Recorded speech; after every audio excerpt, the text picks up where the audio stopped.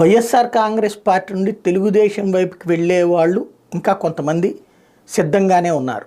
ఎందుకంటే వైసీపీలో టికెట్లు రాని ఇప్పుడు గుమ్మనూరు జయరాం ఆయనకి ఎంపీ ఇస్తే వద్దన్నారు. ఇటు వైసీపీలో అప్పటి నుంచి క్యాడర్ తనని వ్యతిరేకిస్తున్నారు, తీవ్రంగా దుర్భాషలాడుతున్నారు.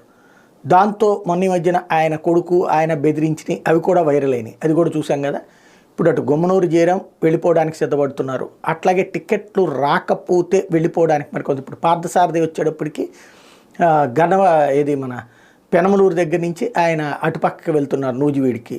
అక్కడ ముద్దరబోయినకి కోపం వచ్చింది, కంటతడి పెట్టారు, ఇదంతా అయిపోయింది. మరొక వైపున వసంత కృష్ణప్రసాద్ వైసీపీ నుండి తెలుగుదేశం పార్టీ వైపుకి వెళ్తూ ఉన్నారు. ఇట్లాగా వైసీపీ టిక్కెట్లు ఇవ్వనటువంటి కానీ ఇంకో పక్కన వేమిరెడ్డి కావచ్చు, అట్లాగే మన ఏదైతే ఒంగోలుకు సంబంధించినంత వరకు బాలినేనికి బాగా ఆప్తుడైనటువంటి మాగుంట అటుకు వెళ్ళడానికే సిద్ధపడుతున్నారు.